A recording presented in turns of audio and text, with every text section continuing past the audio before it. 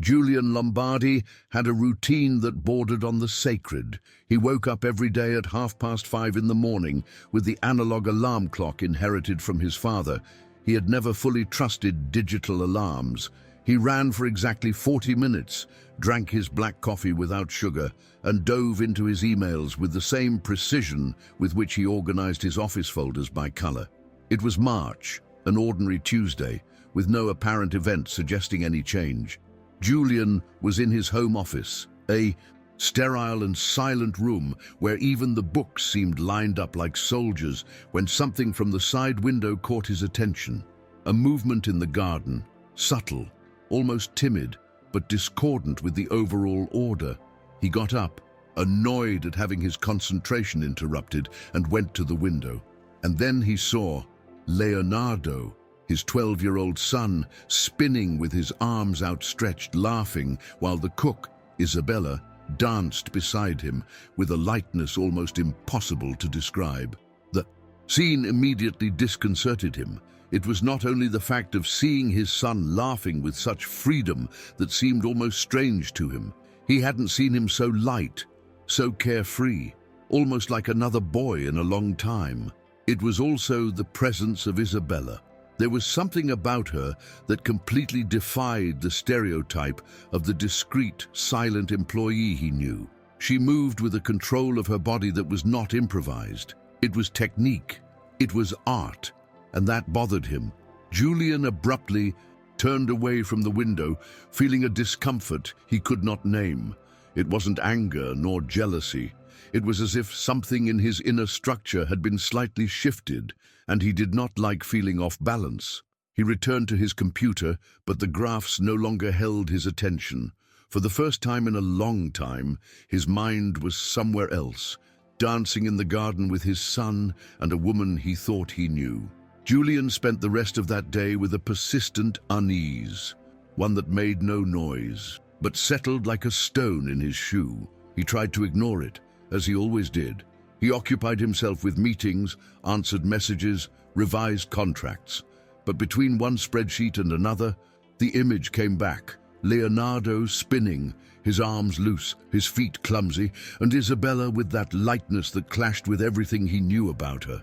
Then he began to observe more, discreetly, as if not wanting to admit that something bothered him. In the morning, while having coffee, he noticed the cook's hands as she held her cup. In the afternoon, he noted how she walked through the house, always with a posture too upright for someone who lives among pots and pans. In the following days, he caught, more than once, his son repeating steps in the hallway, practicing awkward spins on the balcony, laughing to himself, and curiously, talking more. He began to hum during dinner, ask unusual questions, gesture more.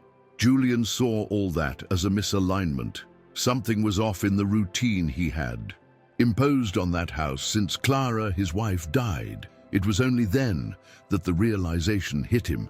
It wasn't just about dance, it was about Leonardo, the son he thought was doing well, who ate properly, got good grades, attended therapy once a week, and who rarely caused any trouble. But he was also the boy who hardly ever spoke about dreams anymore, who avoided eye contact, who preferred silences over dialogues. Julian realized he had confused silence with balance, and that realization hit him hard. He began to pay attention to details he had previously ignored, the way his son stayed longer near Isabella, how he seemed more alive when she was around, how his eyes shone when he talked about new steps. Even if reluctantly, Julian realized that there was something in that relationship between the boy and the cook that he did not understand, and that lack of control was eating him up inside. Julian had never liked assumptions. He was the type who preferred facts, data, signed documents. So when curiosity overcame his hesitation, he locked himself in the office and began to discreetly rummage through Isabella's past. It wasn't difficult, just a few minutes on search engines and old records, and what he found left him stunned. Isabella Salgado, an award-winning ballerina, a member of a renowned company, a former student of one of the most traditional classical dance schools in the country. There were old videos, articles in cultural newspapers, laudatory reviews. She was a real promise. But then, suddenly, about 6 years earlier, her name disappeared from the stages. No farewell note, no interview, just disappearance. Julian looked at those images and couldn't reconcile that elegant, vibrant and disciplined woman with the silent cook who prepared risottos and tended to the spices, as if fulfilling just another routine. The revelation ignited an uncomfortable suspicion. He couldn't understand why someone with that background would choose such a simple life. And even more, why she was teaching dance to his son without his permission. Driven by that discomfort, whether it was fear or just wounded pride, he called her in for a talk at the end of the workday. He was direct, as he always was. He showed that he knew. He expected evasions, weak justifications, but Isabella did not evade. She merely lowered her eyes for a moment, took a deep breath, and explained. Her fiancé, also a dancer, had died in a car accident a week before the international debut of the company's tour. She couldn't bear to continue. Dance, which had once been her passion, turned into pain. She fled from the spotlight, from the city, from the life she knew. She found in the routine of the kitchen a way to breathe again. She said it all with a calm that disarmed Julian, and for the first time in a long time, he didn't know what to say. In the days following that conversation, Julian began to look at Isabella with different eyes. Even though he tried to maintain his cold and distant posture, something in him had broken, or perhaps just shifted to a new place, a more human one. It wasn't compassion nor admiration. It was a silent mix of bewilderment and curiosity. He noticed the small pauses she made between tasks, as if listening to a song that no one else could hear. He began to notice how Leonardo started to mimic those gestures, those silences filled with movement. It was subtle, but clear. The boy was learning more than just steps. He was learning to feel, and that destabilized him. Julian, used to controlling deadlines, schedules, and numbers, did not know how to deal with feelings that couldn't be captured in graphs. Still, he did not intervene. For the first time, he decided to simply observe, but his observation was not passive. On the contrary, every gesture from his son made him rethink his own choices. He recalled the times when he had told Leonardo to stop fooling around when he hummed around the house, or the times he had silenced his questions with short, cold phrases, thinking he was only teaching with firmness. He began to realize that his mourning for his wife had not been just solitary. It had been imposed.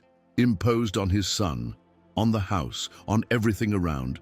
The rigidity he had mistaken for protection may have been, in truth, an armor that kept everyone at a distance. And now, seeing his son finding refuge in dance was like watching, slowly, a crack form in that shell. An annoying crack, but a necessary one. Because, deep down, Julian knew he was losing something. It wasn't control of the house, it was the chance to truly know his own son. The turning point came on a cloudy afternoon, one of those that make the air slower and the colors softer. Julian had arrived home from work earlier than usual, and, as he passed through the hallway leading to the backyard, he heard music playing softly. He stopped, peered through the door's crack, and saw Leonardo practicing alone. He was trying to repeat a step with concentration, making mistakes, laughing at himself, starting over. That touched him in a way he hadn't expected. It was a different kind of laughter, free, full of effort. A laughter he hadn't seen in his son perhaps since he was 7, before Clara fell ill. Julian approached slowly, leaned against the door, watching how the boy sought rhythm with clumsy feet, arms still uncoordinated, but with a lively expression on his face. It wasn't just technique, it was surrender. For the first time, he understood what Isabella was trying to teach. It wasn't just about dance, it was something deeper, a reunion with life. That very night during dinner, Leonardo mentioned, without hesitation, that Isabella had talked about a dance tournament that would take place in 2 months, and that he wanted to participate. Julian choked, not on his food, but at the impact of the idea. A tournament, public, people watching. He thought about the mistakes, the exposure, the shame. He thought about how everything could spiral out of control. But he also thought about the sparkle in his son's eyes. He thought about how that shy boy, who barely spoke with his schoolmates, now wanted to step on a stage. And that was big, bigger than his resistances. He did not give an immediate answer. He just nodded silently, while feeling something new growing inside. A strange mix of pride, fear, and an almost irrational impulse to support him. It wasn't an outright declaration of support yet, but it was the first step. The next day, Julian called Leonardo for a talk. They were on the balcony, the sun beginning to hide behind the buildings, and the wind carrying that familiar late afternoon scent. Julian, not exactly sure how to approach the subject, asked if his son really wanted to participate in the tournament or if it was just a passing excitement. Leonardo replied with a disarming sincerity, "Dad, I've never been so sure of anything." The phrase kept echoing in his mind. It was rare to hear the boy speak with such conviction. It was at that moment that Julian felt he could no longer just keep observing from a distance. He needed to get involved, and not knowing how to be emotionally present, he tried to offer what he knew: structure, organization, discipline. He proposed a training plan, suggested fixed schedules, offered help in setting up a timeline, all with the seriousness one would approach running a company. Leonardo accepted with a curious smile, amused by his father's almost comical attempt to transform dance into a spreadsheet. But he accepted, and that was already a huge step. The following days were an unusual mix of rigidity and lightness. Julian was meticulous about schedules, training time, his son's diet, as if he were preparing an Olympic athlete. But at the same time, he began to learn to let go. Isabella helped with rehearsals, corrected postures, suggested songs, and little by little, Julian began to get involved in the process. At first, he only observed the practices with his arms crossed and a closed expression. Then he started asking questions, commenting on details, discreetly complimenting.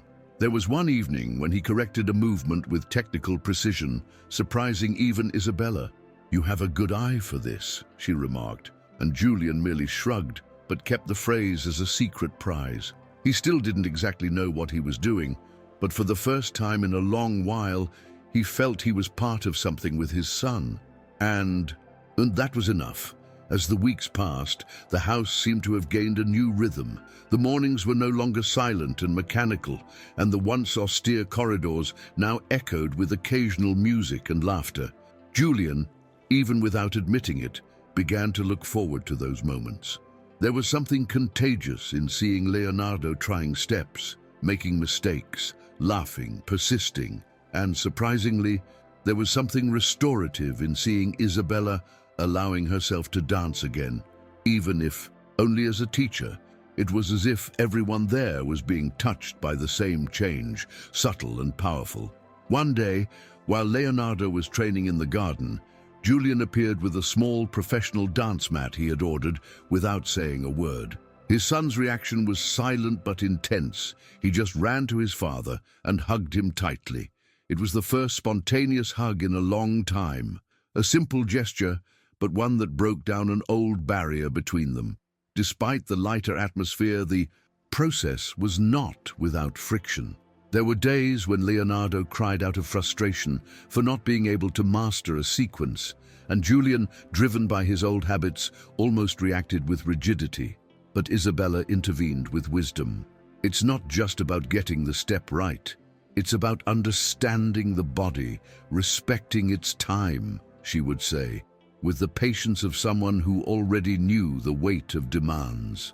Julian gradually learned that support was not synonymous with blind strictness, and Leonardo, for his part, learned to handle his own effort without fear of making mistakes. A new complicity formed between father and son, built not on grand speeches, but on shared looks, quiet silences, and small victories. It was in that cadence, sometimes tense, sometimes harmonious, that their relationship began to rebuild without either of them having to say out loud how much it all mattered. The tournament approached, and with it, a silent tension began to hover over the house. Leonardo, once excited, began to show small signs of insecurity. He didn't speak much about it, but his gestures betrayed him. He bit his lips more often, grew restless during meals, rehearsed more than necessary, and repeated steps he already mastered. Julian noticed, and almost instinctively, he started to get closer during those moments. Not with motivational speeches, this was never his style, but with small actions that said a lot. He would bring water during training, adjust the sound, sit beside him just to watch. One day, noticing his son's nervousness, he approached slowly and said, "The stage isn't about perfection, it's about presence, and you have that." Leonardo looked at him with a mix of surprise and relief, as if he needed exactly that permission to just be, without worrying about meeting every expectation. On the eve of the tournament, Isabella prepared Leonardo's favorite dinner, fresh pasta with white sauce and basil, and created a light, almost festive atmosphere. They laughed, talked, and for a moment it felt like a family, not in the traditional sense, but in the truest possible sense. Julian, sitting at the table, watched the scene with a tight knot in his throat. He thought of Clara. He thought of how different everything would have been if she were there. But instead of sinking into that absence as he used to, he allowed himself to feel gratitude for what he still had, for the silent rebuilding that had begun without him even realizing. That night, while Leonardo slept, Julian went to his son's room and spent a few minutes watching him lie there. There was something different about him. He was no longer the introspective boy he once was. He was someone who was blossoming, and that moved him in a new, intense, almost inexplicable way. The day of the tournament dawned with a clear sky and a gentle wind that seemed to calm the nerves. Leonardo woke up before the alarm clock. He was quiet, but his eyes shone with expectation. Isabella arrived early, helped with the final details of his outfit, carefully tied up his hair in a nearly maternal way. Julian, for his part, tried to hide the tension he felt. He dressed in an exaggeratedly formal manner, as if he were going to an important meeting, but couldn't hide his restless gaze. On the way to the theater, the silence in the car was dense but comfortable.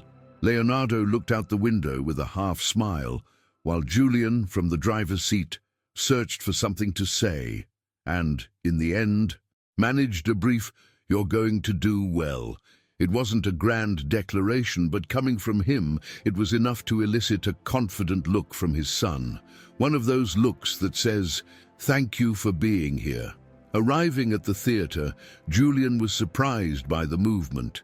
Children running through the corridors, nervous parents, teachers adjusting costumes, judges already in position. It was a new environment for him, informal, chaotic, full of life. Isabella seemed at ease there. She greeted some people with a slight nod, but with attentive eyes. Julian noticed how she seemed to become part of that world that once was hers, even if only for brief moments.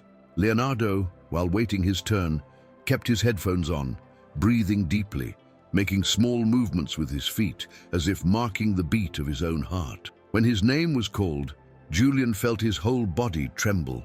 The boy stepped onto the stage with firm steps, even though his knee trembled a bit. The curtains opened, the music started, and then everything disappeared.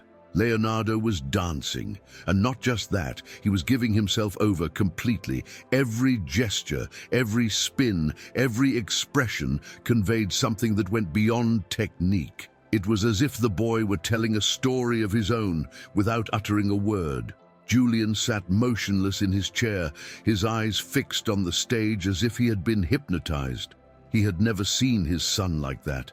It wasn't just the dance, it was what overflowed from it. It was the boy who, for so long, he had thought was too quiet, too restrained, expressing everything he had never managed to say with words. For a moment, Julian felt ashamed of himself, for not having seen it sooner, for having confused discipline with absence. And at the same time he felt pride, an overwhelming pride that did not fit within the limits he had always imposed on his own life. He felt his eyes burn, but he didn't fight it. He allowed himself to feel, simply. When the performance ended, the entire theater applauded. It wasn't a polite applause, it was intense, spontaneous. Isabella, next to Julian, was holding back her own tears. She said nothing, but he noticed. In her eyes there was a recognition, a kind of silent redemption, as if she saw in that stage a part of herself being rescued. Minutes later, the results came in. Leonardo did not finish among the top winners, and for a moment, Julian feared he would see his son's spark fade. But no, the boy maintained his posture, smiled, and seemed satisfied just for having danced. Then they announced an honorable mention, a special prize for expressiveness and stage presence, and his name was called. The audience applauded again, and Leonardo went back on stage with teary eyes. It was a symbolic prize, but it carried immense weight. Julian stood up unconsciously and applauded standing, not just for the achievement, but for the process, for the courage, for the overcoming. In that moment, everything made sense. The tournament had not been the final goal, but the necessary path for his son to discover himself, and for him, Julian, to finally understand that controlling life is not the same as living, and that some victories do not come in the form of a trophy, but in transformation. On the way home, the car was silent, but it was a different kind of silence. There was no tension nor discomfort. It was a kind of shared peace. Leonardo looked out the window with a slight smile on his face, still holding the small trophy in his hands, as if it were a precious secret. Julian drove slowly, almost without noticing, as if he didn't want that moment to end so soon. Every now and then, he cast a discreet look at his son through the rearview mirror, wondering how long it had been since he'd seen him so calm, so whole. He thought about everything that had happened in the last few weeks, how that tournament, which he initially treated as a distraction, turned into a bridge, not only between father and son, but between parts of himself he hadn't known were so distant. Arriving home, Leonardo jumped out of the car, looked at his father, and simply said, "Thanks for everything, Dad." Julian just nodded, but inside, something was expanding in silence. Later that night, Julian went to his son's room. He knocked lightly on the door and entered. Leonardo was already lying in bed, the trophy resting on the shelf next to him. The boy looked at him, sleepy yet attentive. Julian sat on the edge of the bed and for a moment hesitated. So many things he wanted to say, but none seemed enough. He took a deep breath and said simply, "You were amazing today, and not just on stage. You've been brave from the start." Leonardo smiled without saying anything. He just reached out, holding his father's hand. They stayed like that for a few seconds, in silence, connected by a simple gesture that said it all. When he left the room, Julian walked through the dark corridor of the house and, for the first time in a long while, felt that this place truly felt like home, not because of the order, but because of the presence. And that was new for him and deeply transformative. The days that followed the tournament were different, even though everything seemingly continued as before. Routines persisted, schedules were still kept, but there was something new lingering in the air, something lighter, more human. Julian no longer minded the sound of music coming from Leonardo's room, nor the repeated steps in the hallway. On the contrary, he began to see them as part of the house, as signs of life.